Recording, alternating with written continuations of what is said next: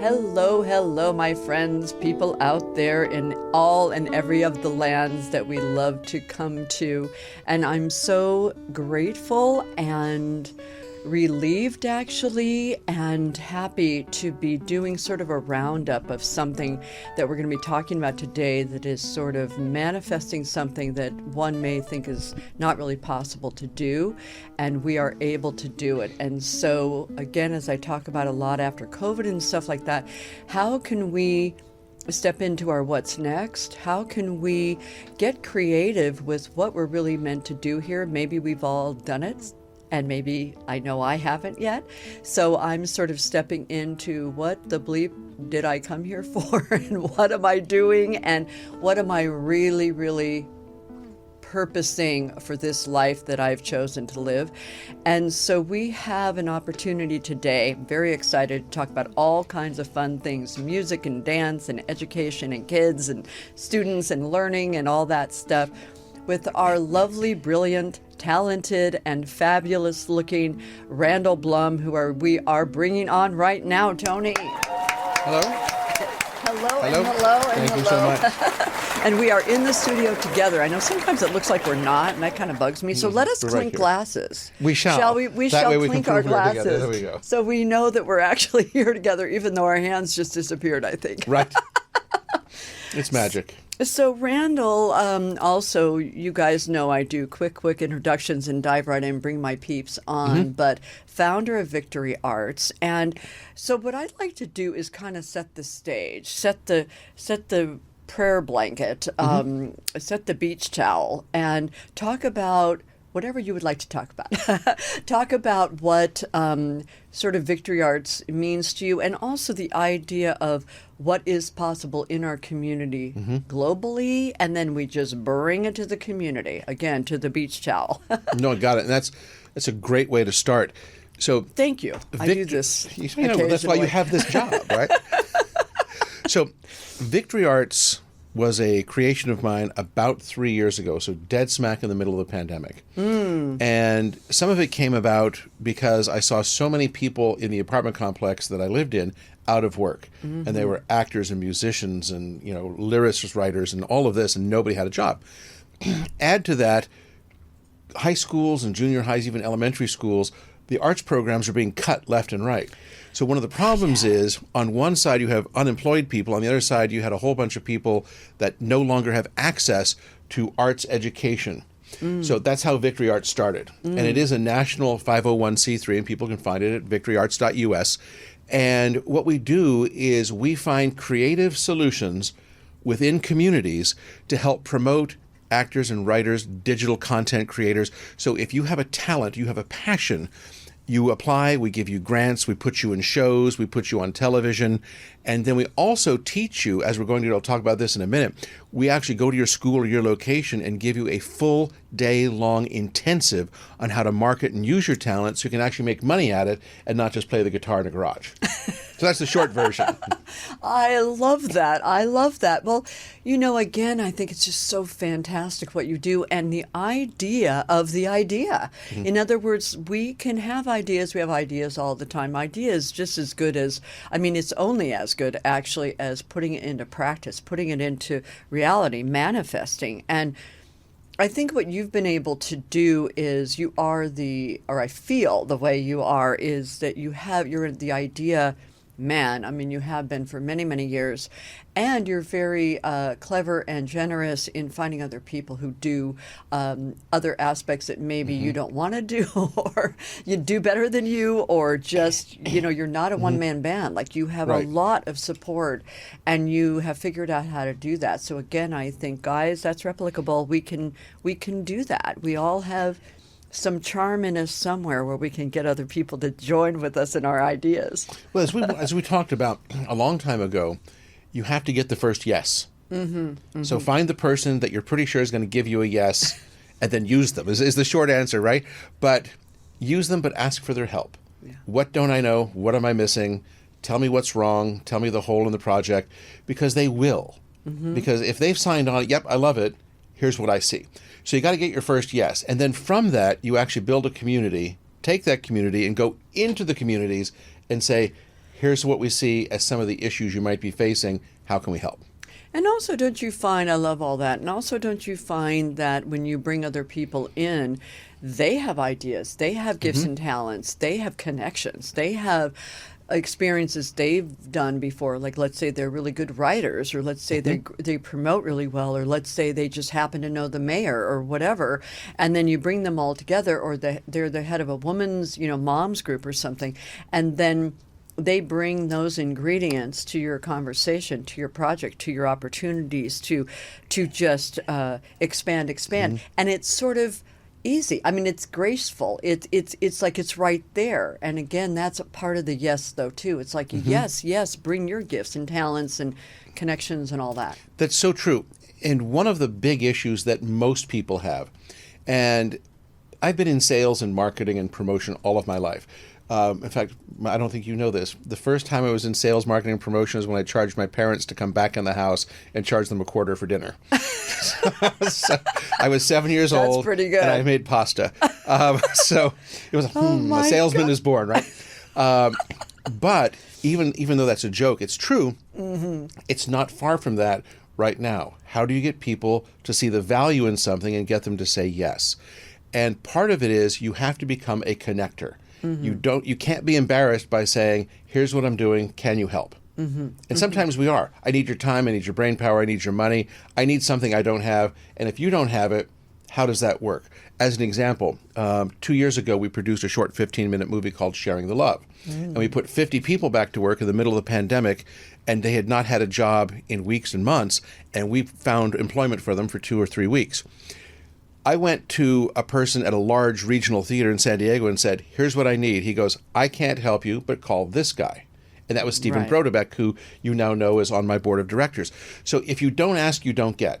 And even if you get a no, okay, you get a no. And that moment it's a no, but at least they had the conversation with you and they might be open to yes down the road. Or something else. In other words, and when you're saying also about the needing this or that from people, there is that. There's also I really believe, and I've seen it so many places, a generosity of all of us out there. Like, I know we may think this or that from our TikToks or whatever, but I am seeing so many generous people around in my world.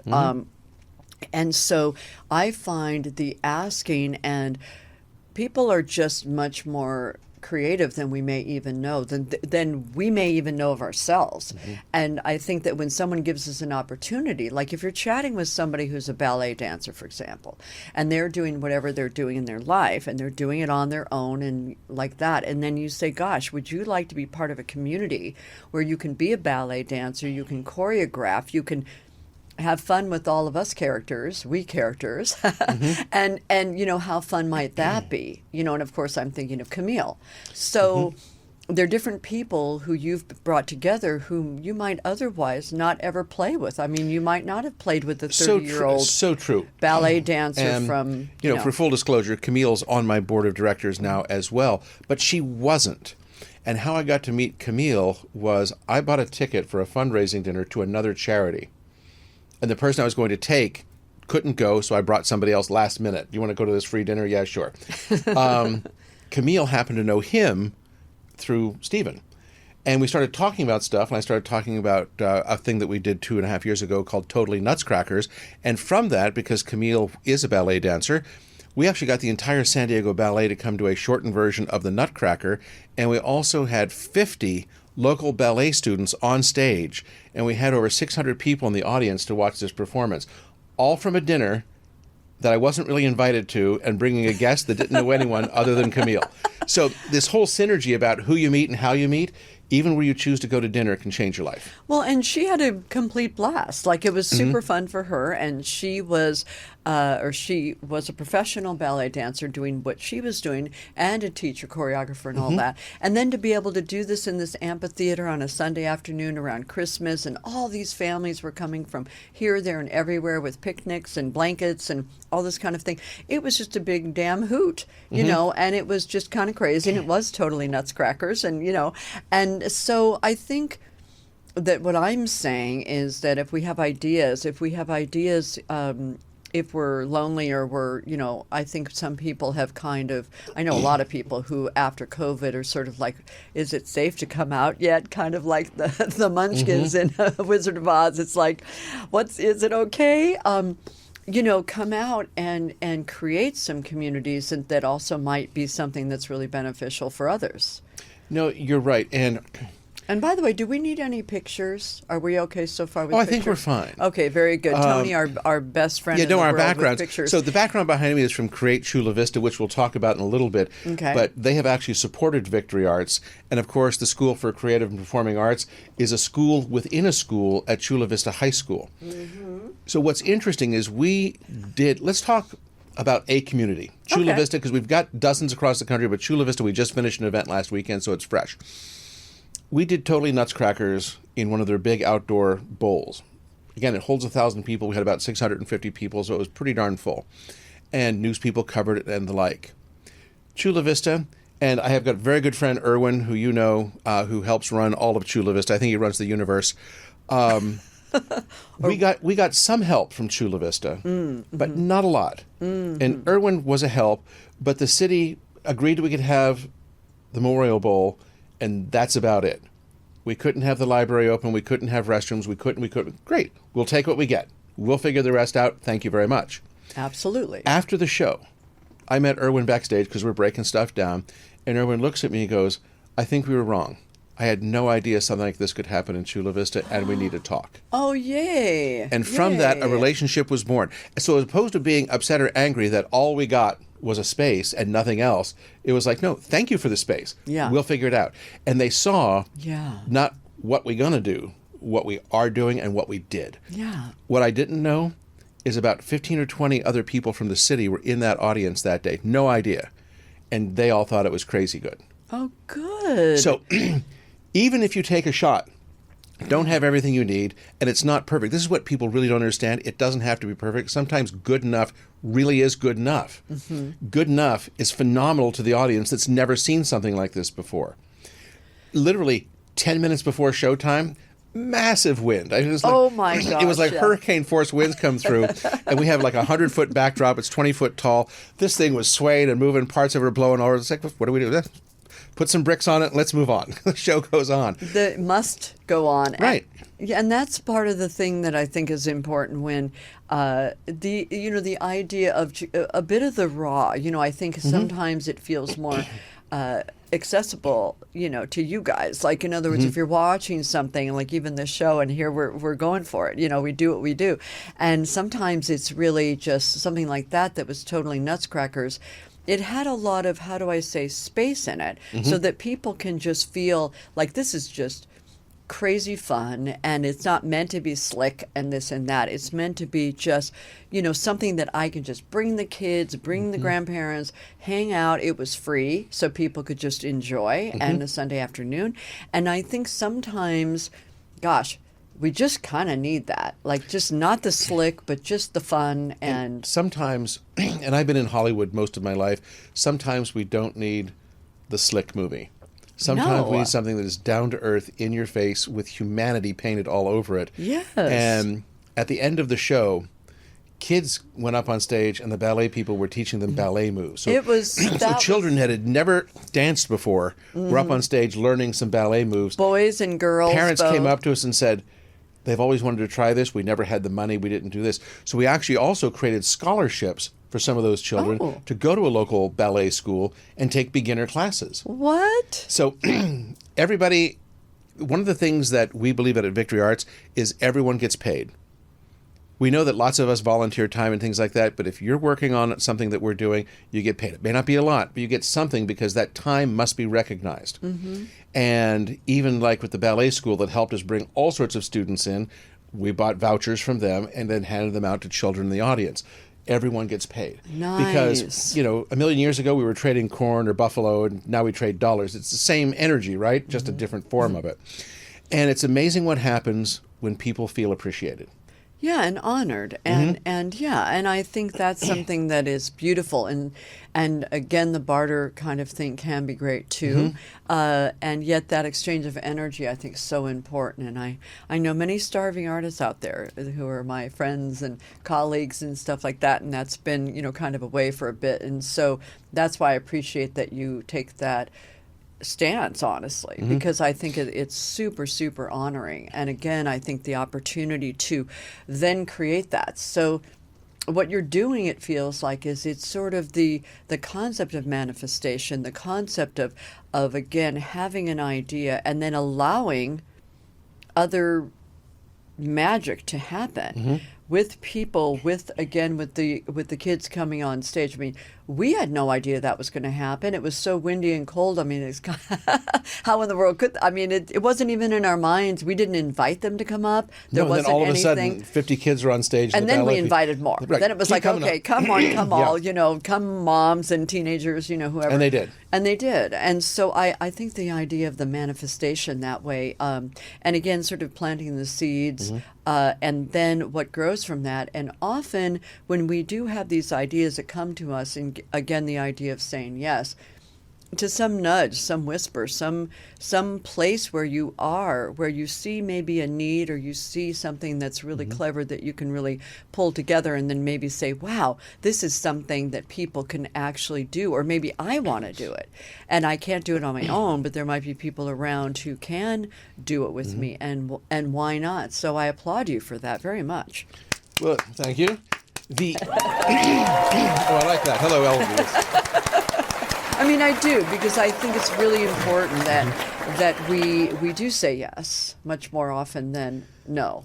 And it's scary. It is. And it's also really harsh to say, and it is, I guess, somewhat unfortunate. But in today's world, money does move things. Yeah, yeah. And even if it's a little bit of money, it moves people farther than would you do it for free. Yeah. So part of it is also self-preservation. Most of it is because it's the right thing to do. And what happened was, from this one event that, again, sorry, Erwin, that Chula Vista was okay with, but was just kind of okay with, when it was done, the conversation that we had, Erwin says, I have grant money coming up, and we'd like you to apply for grants. And we got 4 grants, so we've done 4 programs in Chula Vista in the last 12 months. Wow. And then Wow. Nutscrackers was a little bit before that. So we've been working in what we call South Bay San Diego for the last year. In addition to all the other cities that we've been doing things in, this has been a hyper-focus because the city said basically, we can't do all this on our own. Will you help us? Yes, we will. Can you give us money to do this? Yes, we can. And then we did the 4 events where one was Chula Vista's Got Talent, which, Tony, if you want to throw up a couple of slides there. So Chula Vista's Got Talent was really a talent show if you strip all the fancy words away from it, right? And it was done in an auditorium that had 150 seats. We had about 130 people in the auditorium. And this is a dance troupe that had more people than we could put on stage. So they figured out a way to actually, on the day, 2 hours before we went on live, to figure out how to reschedule the whole dance moves, and people are jumping off the stage and in the audience. Because again, at some point in time, the show's got to go on, and we've got to make it work. So the Chula Vista's Got Talent, every single performer on stage got paid. Yeah. And I will never forget this one kid. I don't remember his name, unfortunately, but he was the freestyle dancer. Yeah. And he came up to me afterwards and thanked me and gave me this huge bear hug. It was almost a shock how strong this little guy was. He said, no one's ever paid attention to me, and no one ever cared that I could dance. And not only did we put him on stage, we put him on TV, and he made a couple $100 just for doing what he loved. He has written me since then. Oh. He is perfecting his dance craft and doing other gigs now. Oh, yay. So that's, oh, my God. that's what Vista, that's what that. Victory Arts is all about. Planting a seed, watering it, find some fertile soil. And can we solve the problems of the world? No. Can we help solve the problem of one dancer at a time to find their love? Or inspire him. Right. Inspire him. Exactly. To, I'm worth something. Yeah. And so many of our kids today come out of it because they're using this thing all day long. I'm worthless. I'm not pretty enough. I'm not fast enough. I don't have enough YouTube listeners. It's like, well, what if you can dance? Yeah. And what if that's what you love? So, or sing, or write, or correct. do costumes, or digital content, do whatever light. whatever it may be. Yeah. Because we're seeing it even in the Hollywood system. People are fighting for their lives. Yeah. You know, at the time we're taping this, there's a SAG after strike. There was a writer's strike not too long ago. And they're concerned about, how do I feed my family while making the content that we're all watching? Yeah. Yeah. And the studio's like, well, we'll use AI. So, well, that's fine, but what happens when? Yet it's kind of not fine. So Victory Arts opinion. is all about using every tool humanly possible. AI, digital, doesn't matter, but always making sure the human component is at the top of the pyramid. Has to be. Well, and when you're talking about this young man who was a dancer and wasn't really, just kind of went for it and stuff, what I feel that we all, which he quite, he definitely literally did. He definitely did, is giving permission. And I think that's, again, the giving ourselves permission to step forward, to step into that nudge, to make that nudge happen, whatever way that is. And then once we kind of, as I like to say, I feel so often in my life like I'm in a kayak on a river, in a river sometimes, and on a river sometimes. And there are rapids, and there are times when it's just free flowing and lovely, and I can look at the trees, and then I really cannot look at the trees. I have to focus for the rapids. Right. And I feel like when we allow ourselves to do that and just actually go through some aspects of maybe fear or unsurety, unclarity, doubt, that kind of thing. When we get to the other side, which we sort of never do, because I kind of feel like the kayak, at least in my life, just keeps going. I keep finding another time to hop in the kayak.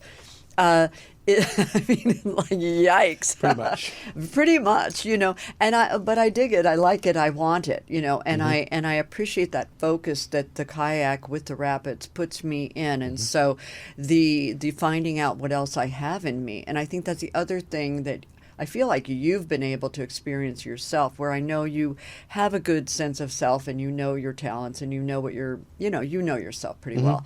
And yet, even doing these things, not only I feel that you've gone deeper and understand what you really can do. It's one thing on paper or creating something, plans and business plans and things like that.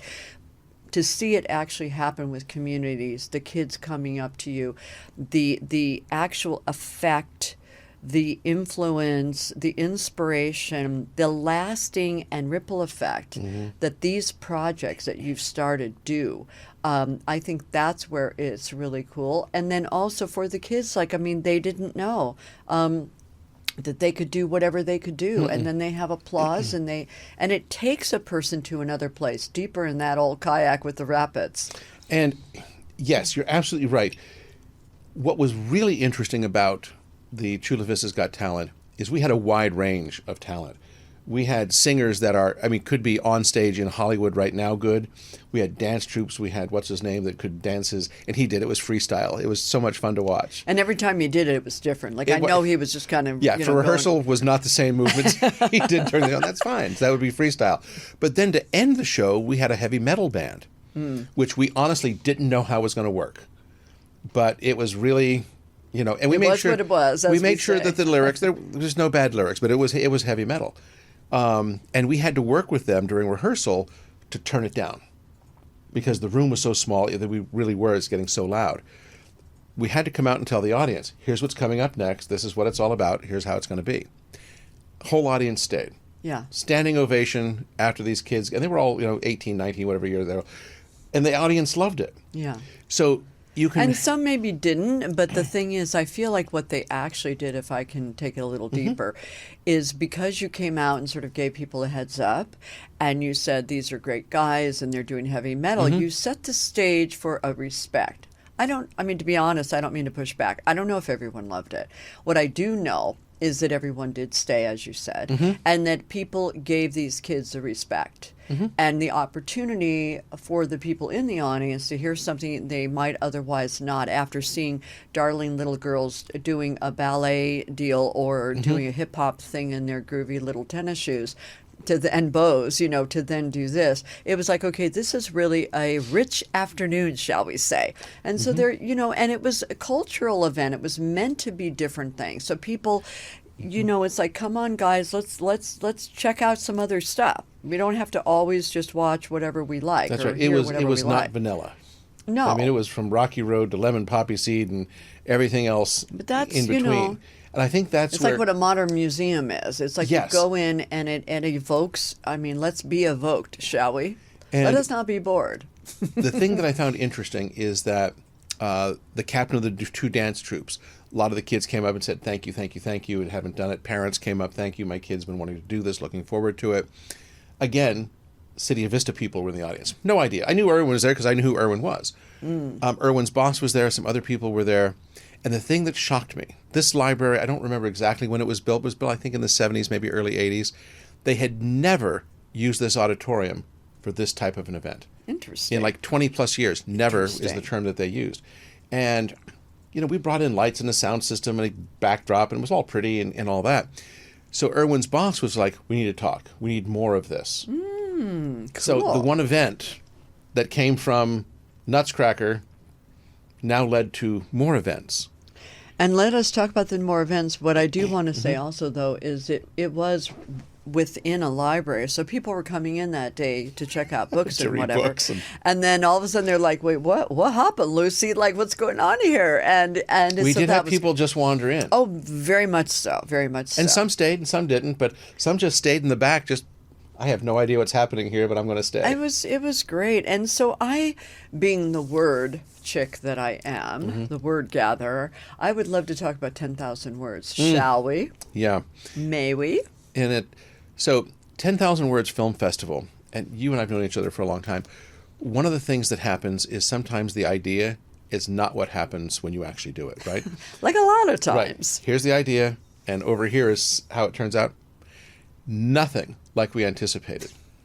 So, and I'll speak very frankly, because not everything is a unicorn on the beach eating a Cinnabon. Sometimes it doesn't work. So we had this idea of the 10,000 Word Film Festival, which is going to use local filmmakers. Either they could make a new film, they could show an old film, had to be 10 minutes or less, had to have 10 people or less in it. And of course, the 10,000 words was sort of the combination of all of the films we would show. So it's kind of just a nice little play on words. We found that, at least at the moment, very few people wanted to play ball. They didn't want to participate. So I have Chula Vista over here going, okay, well, you've promised us a film festival. What are you going to do? I've got people over here going, we're not interested in doing that. So we had a quick meeting, and I talked with Deborah Nevin, who is basically in charge of the School for Creative and Performing Arts at Chula Vista High School. Said, here's what I want to do. Who do you know? And it was that simple. Who do you know? Oh, this is actually a picture of me on stage that day as we're talking. Deborah introduced me to the guy who handles the film school, and I told him what the idea was, and he's like, I have an idea. Are you willing? Are you open to listen to the idea? Of course I was open to listen to the idea because I was out of ideas at the moment, right? And he's like, Just in time. it's like, what if we focus on the high school? Okay. And what we did, and that's how it wound up. So the 10,000 Word Film Festival was all about current students at the high school, previous students at the high school, and then one of the students that was previously at the high school had just finished a full-length motion picture. So Jeff is his name, took us through a 2-hour performance of beginning film students, and they were beginning. You could see everything you ever want to see at a beginner film guide. That's what it was. But then we tracked the gentleman who made the full-length motion picture. Some of his stuff was through it all day, and you could see him grow. Over the years, you could see how shots were better, lighting was better, sound was better, ideas were better. And it turned out to be this most amazing moment celebrating this department at the school, and all of a sudden you could tell that something magical was happening. And again, it's not all unicorns eating Cinnabons, but the people who we introduced on stage came up afterwards, same words. This is the first time my film's ever been seen by anyone outside of the classroom. And there was no judgment. I mean, some of the audience members may have judged, but for us, you stood up, you had the guts to make something, we're going to show it and show it proudly. And some of it was great, and some of it wasn't. It's okay. And it was amazing. You could see there was one guy who almost had tears in his eyes because he said, even my best friends don't think I can do this. And it's one of those, all we did was just show it to people in an audience. I mean, we really didn't. But there's power in that. Yes. It's taking it to the next step. And so it really is, again, in that process of manifestation. It's like, okay, again, it can be in your mind. And then you say, okay, I'm going to actually create it. And you pull together the elements to do it. And then, you know, sort of there are many spiritual expressions about 2 coming together, 3 coming together, a group coming together that make it all the more powerful exponentially. And I think, or I know, when you put something in front of an audience, it shifts everybody's energy, and it gives more, cred, street cred, and all that stuff to something, and then they can say it was actually shown, and all this kind of thing. So it just adds to the legitimacy of a project. It really does, and the person, the absolutely. kids, the students. And one of the things that we still have to do, because the 10,000 Word Film Festival was just 3 weeks ago, coming up here in the next few weeks, my entire board of directors, well, most of them, are going to the school, and we're going to have a one-day seminar for all the film students. And we're going to show them, because I've got people that are in the film industry, I've got people that direct live theater all the time, obviously you from radio and television. So we're actually going to talk to them about how this really works behind the scenes, how to ask for your first yes. Because when you're 18, I mean, you may know how to ask for it, but you don't know how to walk into a room going, hi, this is what I'm doing, this is what I need, will you help me? Yeah. And even if the answer is no, don't feel bad about the no, you've asked the question. So that's coming up as well. Yay. And how to sort of write proposals and all those kind of things that allow people to move past that fear and think, okay, I'm still maybe afraid, but at least I have the tools to go forward in the professional world. Correct. It really is. We teach them how to use the right words in the right way to the right people at the right time. Done. You may get a no, but you've made the pitch. And, the joke in selling is, ABC, always be closing. You really are. Especially if you're new in the business and you have a talent but you don't know what to do with it. Okay, well, how do you do that? Some people go on America's Got Talent and it takes them 5 years to get on, but they're on. Same idea. Get out there. Get out of the audience and get on stage and do what you love. When you do this symposium, will you also be chatting about kind of partnering with people? Like, for example, if the students are, someone's a writer and someone's another, 2 writers coming together so that they can do pitches together. I mean, sort of a little bit of comfort in in partnering with someone. Well, absolutely, because there is or little groups inside. Or something. It was many, many years ago. I was at a Mark Victor Hansen and Robert Allen event. Chicken Soup, people. Yeah, Chicken Soup if for you the don't Soul. remember. And Mark Victor Hansen said, your next $1 million is in this room. And it took me and my partner a while, but he was right. That's how I went to Mount Everest. That's how I directed 2 motion pictures. That's how I got on the track for all. So, so with the kids, your next $1 million may not be in that room, but the person who can help you that you have no idea can help you is. And it's just if you ask. And staying open and staying with it. Again, the kayak, sort of thing. It's like, okay, so just sort of keep moving. And sometimes that's really tough because, you just feel like the first no is like, okay, yeah, they were right. I really can't do it. And it's just, and also sharpening up this or that, you do whatever you do and then you just keep working it. And I think that's the thing I'm experiencing even with, older people. People who've decided in their 60s to write their first novel, and it may not be the most perfect thing right away, but they really just wanted to do it. They love doing it. They have a passion to do it. They do it really well, and then or not maybe so well, but then just staying with it. Like you're saying, even with these kids with the lighting or the chops for making a film, I have found people I've worked with and myself, but certainly I see it with other people. The first time one does something, okay, it's whatever it is. The second time is not just twice as good or a touch better, 20% better. It's exponentially better. And then the third time, it's quite good. So I think that's something that we like, let's just all know that, guys. Let's just know it and do it. It really is true. And I have a very good friend, Julio Catano Yi. He is in charge of a 501c3 called Teatro San Diego. And it was actually his event that I bought the tickets for that I met Camille. Oh. So as part of a huge double feature, we had the Viva Chula Vista event, which Victory Arts then hired Teatro to come out and do a 2-hour event. Nice. And there was singing and dancing and reading. And these are all professionals, regionally professional. And they did things from, I think, a place called Songs from a New World. So we actually, because of their event that they didn't know I was going to attend, I wanted to make sure there was a reciprocal thank you for coming to help create us an event, which was the third event we did in Chula Vista. Nice. And it was all very cultural. It was multicultural.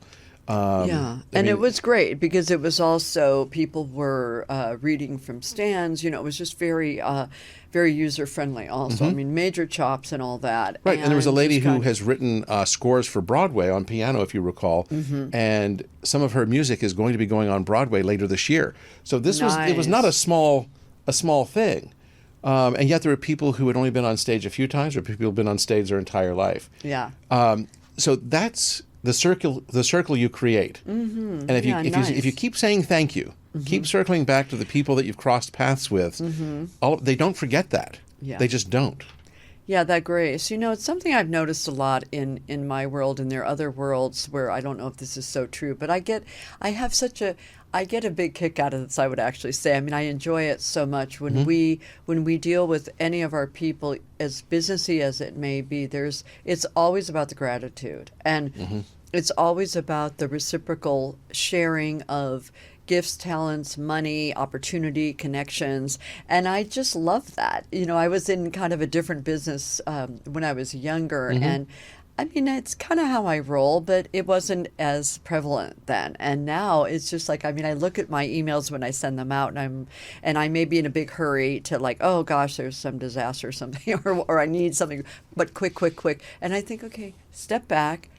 And I start the email with, how is everything in Europe? Or, what is going on with your mom? And by the way, I would like to have this or that. And there's such a calm that comes over me. And I love that we just get to play in that land. And it's business, and it's also like sacred and business coming together. And there's no reason it can't be. I'm grateful for that now in our world. Let us all do that. It has to be. Because again, right now, we trade dollars for time. We trade dollars for ideas. And dollars are how the world operates at the moment. Or euros or whatever. Yeah, have no problem Peso. that that's the way that it is, right? But as you're doing that, there must be a layer of sacredness laid on top of that. Yeah. And gratitude laid on top of that. Because at the end of the day, when it comes down to it, you can't eat a dollar bill or a peso. You can eat corn or something else. So that's why finding the group of people that will support you in what you do. And I have people that support the heck out of me, have not ever given me a dime. And I know they will never give me a dime. Right. Even though they've got multiple dimes to give me. Interesting. Doesn't it just not their thing? Okay. But they give me their time. They let me bend their ear and say, this is what I'm thinking, what do you think? And sometimes what they think is like lightning in a bottle. So I never had that thought. Thank you. Stop talking right now. That's all I do. Well, right. And when we're talking about the reciprocal, what does that actually mean? And I just got back from South Africa, and I was in the Kalahari Desert with the Bushmen, and I'm also a professor at a college right now, university actually, and I have a group of students, and we were able to connect from the Kalahari to Arizona. And I had told the students about how the Bushmen connect with lions. And how they don't even connect with lions. They're just with lions. It's sort of hard to describe. Right. So I was telling my students this, and the class is a media writing class. So when we talk a lot about being honest and what's fake news and this kind of thing. So I was in the Kalahari, and the students were there lining up to ask their questions, and Peter came up to the mic and said, he fact checked me. And he said to the Bushman elders, and there we are on the sand in front of a thatch roof, which is a hut, which is their sacred land. They do ceremony inside. And the sun is setting and the sun is rising in this part of the world. And he says, so Professor Chayes said that you really kind of can be with the lions or some kind of thing. And, he's completely the doubting Thomas. So one of the elders, Esau, comes forward and says some things. And then Lace, the woman, says, so this is what we do. One of the things we do, when a lion, pride, or a couple lions or whatever have a kill, and they eat the meat, if they're not that hungry or whatever, if there's any reason, they will leave the meat for us. Like, how wild is that? Mm-hmm. I mean, take that in, guys. And then when the Bushmen have a kill, if they kill a springbok, or they leave the meat for the lion. So then Peter was like, okay, I get it. But talking about the reciprocity. And so I'm just bringing that up as an example of the deepest that we can have, and understanding that often, perhaps it may be 2 years before you get that back. I mean, maybe those specific lions don't get the meat from the Bushmen, right, next week or Tuesday, or bank it by Friday afternoon. Right. It's in the energy, it's in the ethos, it's in the atmosphere. And so, I mean, don't you find so much that things you put out come back, maybe years later, and maybe they never come back to us, but it's the ripple effect of sharing it forward. We used to say pay it forward. I like to say share it forward. And right, so it may be something that you are offering to someone will then go, and you'll never know about it in the rest of your life. That's the magic. It's the pebble in the pond. You have no idea of the ring that winds up at the other end of the ocean or whatever. Yeah, so it's not about that. It's about the lions know that they're not going to waste it, and they're not going to eat too much just because. Right. And they know that the Bushmen are there, and that the sort of the circle of life and the web of life will be complete in this action, and the Bushmen also know the same. And so that's kind of the, again, reciprocity, the energy of nothing really is ever wasted. So if we do something lovely for someone, like you say, I mean, you don't get money from those people, you get wisdom. I feel so many people have done things for me in my life, to be honest, where I don't know if I've ever been able to pay them back, to be really real. And sometimes and yet can't. It does go to someone else. That's correct. That's the point I want to make, that they may never know. I mean, I can think of people right now who've done such amazing things for me in my life, and they'll never know that what they did ended up allowing me to go to the Kalahari with the Bushmen. Correct. And thank you. And I would not have been able to do it thank without you is too small and too lame, and yet thank you is all that there is, right, because over here a miracle happened. Yeah. Yeah. Or just some damn fun or whatever. Right. And fun is a good Which thing. is a miracle. Is a good thing to have. Can be a miracle these days. And before I forget, we had one last event. It was last weekend in Chula Vista. And again, as people are looking at this, we could talk about any city that Victory Arts is in anywhere in the country. We're just talking about Chula Vista because we've had so many events there, and last weekend we had one. And the Chula Vista Arts Festival was a festival that the city was putting on for the first time ever. So it had never been done. They're trying to change Chula Vista into a true mecca of entertainment and art and all of that. Yay. And they had about 6,000 people there. So there I am, wearing my shirt. Oh, that shirt, by the way, was made by kids from the Chula Vista High School Creative Performing Arts. So they actually have an entire T-shirt making department where they're teaching people crafts. Where they do the silk screen. 100%. And they were silk screening it right in front of you. How cool is They put this little blow dryer on it and then hand it to you. Of course, I just put it right on. But the color was not my favorite color. But all the kids, I said, "What color you want to?" So they all voted, and that was the color I wound up with. So apparently they liked the color. But we had at Victory Arts a different thing planned for our fourth event. And as it turned out, just hitting headwinds, not quite. It just wasn't quite going the way we wanted it to. Again, unicorn eating Cinnabon on the beach doesn't always happen. So I talked with her, and here's what we're doing. How do we help? Because they had given us a grant to do things. So we helped promote and market the arts festival. We had a booth there. We had a photo booth. And Tony, you can probably put up a couple of photos of that. So people would come by, sit in front of our green screen, and then we would drop them into the Art Fest logo. Ooh. And in less than 2 minutes, they had that photo on their phone. Oh, man. So, and this is actually people from the city of Chula Vista. This is a whole department. And they were having just a great time, right? Oh. So Good pictures, actually. At the end of the day, Impressed. Victory Arts is still, even though it's nonprofit, it's still a business. So what we did as we had to pivot and do this huge event and market. Oh, by the way, we brought a band in from Orange County called Slapback. And I think we got a couple of photos of them. So they're really big up in Orange County. And we paid them, because that's everyone gets paid, to come down and play as part of the event. And they were great. I mean, the audience was up and cheering and rolling about and having a great time. Great pictures. So it's still a business, Victory Arts is. Still has to make money in order to do its mission. The people that we saw at the photo booth gave me their name and cell phone number so I could text the photo to them. But what that gave me was a few hundred more possible people that could donate or help or volunteer, because they willingly gave me their phone number. Or be audience. I mean, join Correct. in the next project. The next and we got permission from every one of them to send them a text when the next event's coming up. So it's how many ways can you make it work? It had to work for us. It had to work for the city. It had to work for the band. And then we actually asked to be right next to the high school. So our two booths were next to it because we're doing so much stuff together. We help each other out and things like that.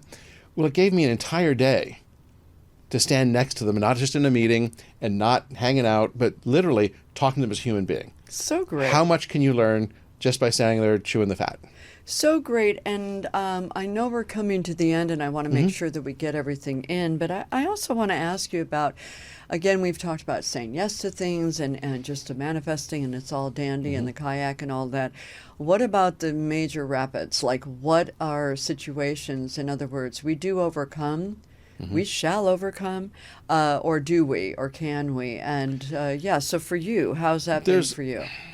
There's always a time where no, it can't be overcome. When bad is just bad, and all you can do is deal with it, do the best you can, and move on. 10,000 Words Film Festival, completely different from what we thought it was going to be, because we kept getting no's. Even though it was a great idea, the people who we wanted to have just no. So when you hit the rapids, and all you hear is no, or it can't work, sometimes they're right. It's not that it's a bad idea, but at that moment, if you will, the energy that's in the room is just saying that's not what we want to do. Yeah. And you see this all the time with films that are phenomenal that no one goes to see, and crap films that everyone goes to see. There's no explanation for it other than it's the wrong time. So just because people are saying no at the moment doesn't mean that no is forever. Put it in your back pocket, bounce it off other people down the road. So there's going to be rapids, and there's going to be problems, and there's going to be tears. But out of all of that, if you really know who you are and you know what you'd like to accomplish, okay, you're going to get no's. And that's part of life. You get no's, may I have the steak? No, we're out of that. Okay, so even going to lunch could be a no. Yeah, and again, that sort of true north, like where you feel. The other thing I think about that true north or the no's or yeses or whatever is the qualities of something. So with 10,000 words, you're sort of thinking, I want this to be whatever my kind of idea is, but the actual concepts of 10,000 words, what can that actually mean? How can we have the qualities that we want? We want community, we want communication. We're using words, we're using words to connect. Does it mean poetry? Does it mean music, film? What a book's writing? What does it actually mean? And sometimes the qualities that we want, we hold on to, and then it can look differently in the world. And we stay with the qualities, and that's sort of our true north. That's sort of our tuning fork. That's our kayak in the river, and then we sort of stay with that. And it may not be tomorrow; it may be later, and we sort of stay with that. And I think that's so important for us to get clear about what the qualities. The feelings of what we want in our life, in an experience with other people, how we want to show up in the world. I think that's our permission. And that's so true. And you have to be able to be comfortable with letting go of your idea, or the way it would look. And again, the qualities can stay. It's not mine. No. It's just an idea. And if you can stay with it and meet all the parts of the mission, it's community, it's love, it's fun, it's all this. Okay. So it's not the way it was, it's the way that it is. And it's still accomplishing everything, so why not? Exactly. Be happy with what you have. Don't complain about what you don't. Well, right. And also, and again, recognize, because I think sometimes this happens where we are feeling the qualities of something we want in our life. Maybe we want to be something in our life and we think it's supposed to look a certain way, like being a celebrity or a fashion or a this or that. And then all of a sudden we wake up one day and say, you know what, we're actually doing it in our community, or we're doing it in a different way than it might look to others, but we're actually doing it. So I feel like that is a bit of a note to end on. And I want to make sure that people know how to get to you and all that stuff. So easiest way is victoryarts.us. You can send me a message right through that, or it can be randall@victoryarts.us. That'll get right to me. Nice, beautiful. And again, I really want to thank you and honor you, Randall, Thank for you. what you have done and what you continue to do. And you're just absolutely in process in the kayak. You just are. And I just really want to honor and respect you for what you do, because I know that it affects so many people around you. I mean, it's way bigger than even a ripple effect. And so, guys, I just want you to check out Victory Arts and see what they're up to. And also check it out, not just because you might be in the area of San Diego or that area, but it might be something that in your community in Chicago or Zurich or wherever you're hearing this show or seeing this show, that you can think of something that may be small at first, but something that you can do where you can model this. I mean, hey, we're cool. Copy the ideas if you're in if you're in Mozambique, go for it, and have fun in your community and make a difference and a ripple effect in your community. Sonny, it's always a pleasure. Thank you so much. Thank you. And until next time, guys, remember to do something for yourself that your future self will thank you for. Bye.